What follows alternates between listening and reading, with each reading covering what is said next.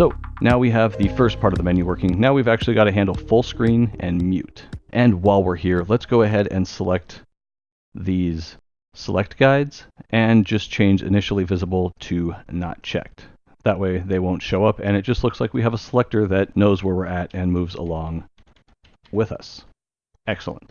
Okay, so mute and full screen are both going to happen kind of globally because we want them to be able to take effect on any of the pages, including the game layout. So we're going to make a new event sheet for those.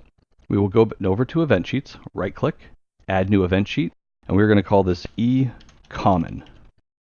This is because this will go across all the event sheets. And before we forget, the first thing you want to do when you make a new event sheet that's supposed to be accessed by other event sheets is we're going to first go into eGame. All you have to do is hit N on your keyboard, and that'll bring up other event sheets that you can basically embed inside this one. We will choose eCommon, and then we will open up eMenus, hit N, and select eCommon. That way it's now embedded in both of the other event sheets, and we won't have any screw-ups that we'll have to fix later. Okay, so on eCommon, we are going to add a couple of global variables here. We will hit V on the keyboard. The first one will be full screen, and that's going to be a Boolean.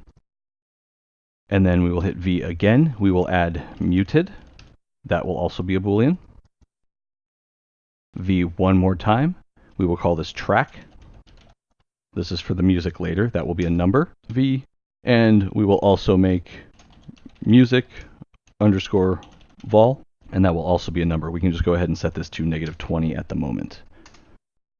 And that'll be used for our music stuff later. So first up, let's go ahead and tackle full screen. I think that'll probably be the easiest thing to tackle first. And with full screen, it's not too bad. All I really usually do is we're going to right click, add group, full screen, select it, and B for a blank sub event. We will double click, system, is Boolean set, full screen. We just want to see if full screen is true. If it is, we want to call full screen. Oh, and we have not put in a browser object yet. So go ahead over into your project panel. I've always had us go back. Here's another way you can do it. So over to object types, right click, add new object type, scroll all the way down here, and we're going to add the browser object type. So go ahead and insert, and now we can actually work with this. So if full screen is true, add action, browser, scroll to the bottom for under window. We are going to go to request full screen.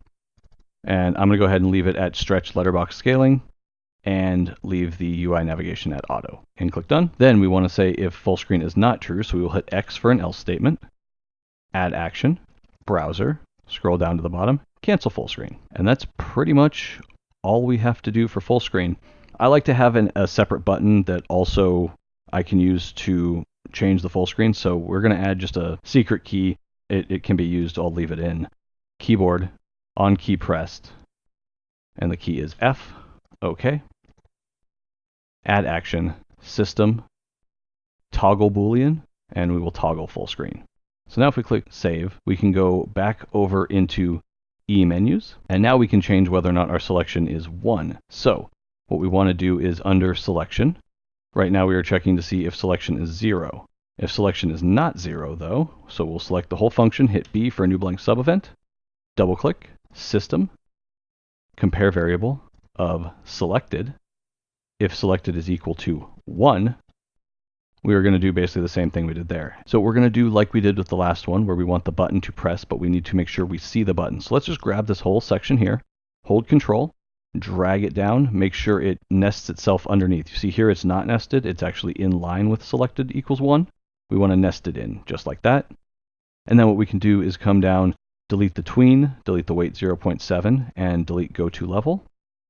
And then what we're going to do is after this weight 2, add action, system, toggle Boolean, and we will toggle full screen. So let's go ahead and click save, and we will go over to menu and see if that actually works. So now we have our menu. We can go up and down. If we select full screen, we now get full screen. If we hit it again, we are now out of full screen. And it's that simple. If you're wondering, the Rocksmacker logo up here looks awful because I scaled it, and because of the way this is set up as a retro project, it's set up to scale by pixel and kind of make things look sharper when they're pixel art, but with something like this, it actually doesn't look very good. I will change this shortly to actually make it the correct size because I had to scale it down so much, and I'll have that file for you available to download. But for the moment, it's going to look all pixelated and terrible. It won't look that way when you download it, I promise. All right, so muted is basically going to work the same as full screen for the most part. So we can't really get to mute until we put in some sound effects and music. So what we're going to go ahead and do is start using some of the assets we haven't used before. I'm going to collapse the object folder here. First off, we're going to go to music. So in your project panel, go down to music, right click, import music, and you can either drag them in or click to import them. I am going to go ahead and open up the project file that I have. So I'm going to go to my tutorial file, and first off, we are going to use minimalistic loops. Double click, and we are going to be using loop, loop 2, and loop 3. That's the only ones we're going to be using out of here. So grab all 3 of those and go ahead and drag them into construct. Once those are ready, go ahead and click import. They have now all been put in. And now we're going to add in sounds. And sounds, we are going to take them all in and then rename each one of them. So I will show you which ones we're going to use. Let's go ahead, right click, import sounds. We will go back into our project folder, or wherever you're storing all of your assets. I'm going to go to Rock Smacker Tutorial. We're going to go to 8-bit sound pack, 8-bit sound pack, and we want to make sure we select the waves, so WAV. And now there's a bunch in here that we're going to be using for very different sound effects. For instance, we have an arrow, which I believe is the sound that we're using when we break a bush. So I have a small list here of the ones we are going to grab. I will put them up on the screen, and I'm going to grab each of those right now. And I'll say them out if you're trying to follow along. So first we have arrow, then we have bomb explosion, then we have hero dies, then we have item appears, then we also have magic 2. We want punch. We want sword 2, thunder, and then 2 others that I added in last minute. We have selected, or select, and low health. So make sure you have all of those selected. You can drag them in one at a time, whichever works for you. We're going to drag all 10 of these into construct. Once they're all set, we'll click import, and that'll bring them all in.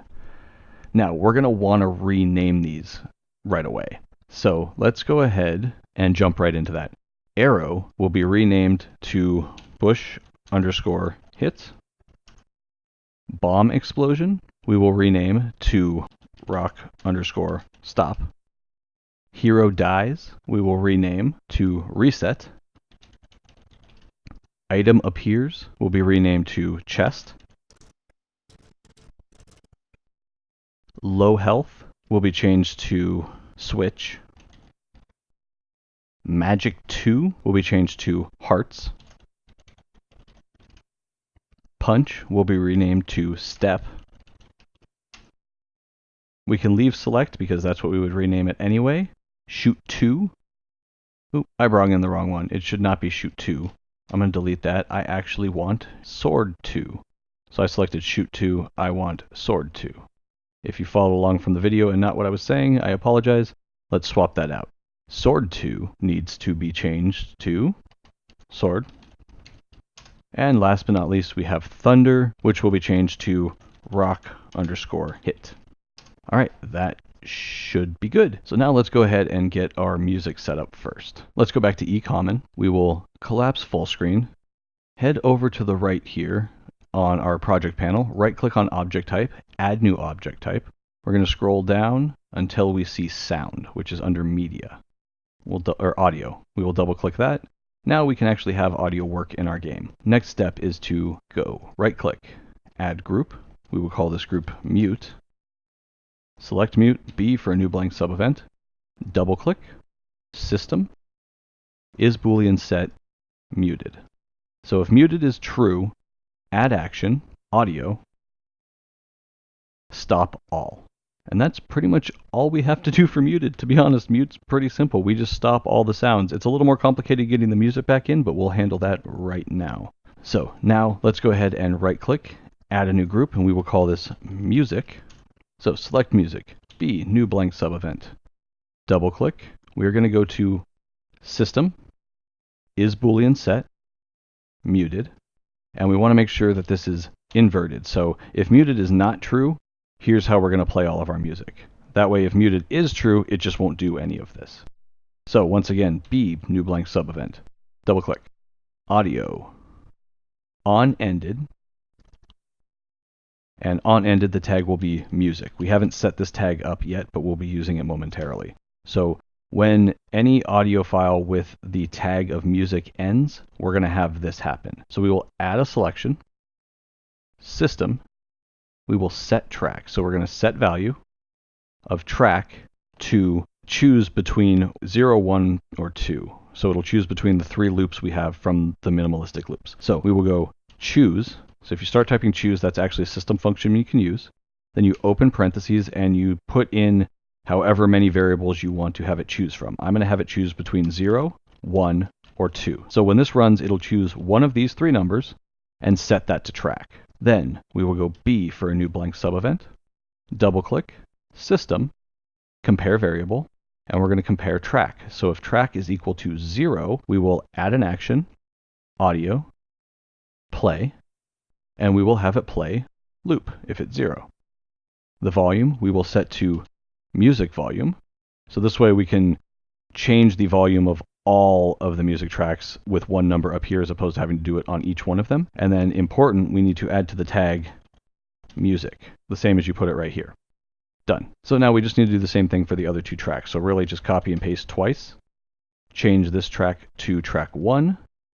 Double click on the audio, change this to loop 2. Double click on the next one, change that to value of 2. And make this loop 2. Or loop 3, excuse me. And again, we want these not looping because we want them to end. We are basically manually looping them in code here. Okay, so at the moment we have no way of actually starting our music. If we actually come in and hit play on the menu right now, it'll start up, but there's no music playing because we haven't told it to actually start playing music. Currently, everything is waiting for a song to end first before it'll play a new one. So what we're going to do is actually come back up to mute. So if muted is true, we stop all sounds. Else, B, for a new blank sub event, we will trigger once. So the first time this happens, the first time muted is false, we will have one thing happen, which is we are just going to play the first loop. And that will basically start our whole trigger. So we can go ahead and see if that actually works. Let's hit play. And I hope I'm recording the audio correctly, but I have music playing, which is perfect. That's exactly what we want. Let's go ahead and close this now.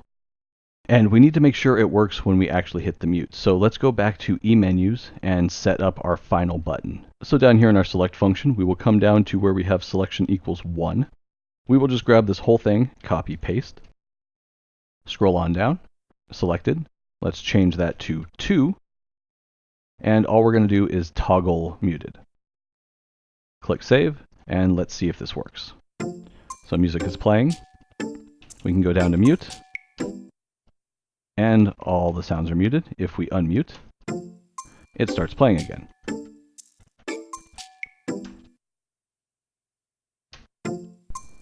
Pretty simple. That's exactly how we want that to work. Excellent. Now it's time for sound effects. So let's head back over into eCommon. We can collapse music, collapse mute, and now it's time for the next big little section. And this is going to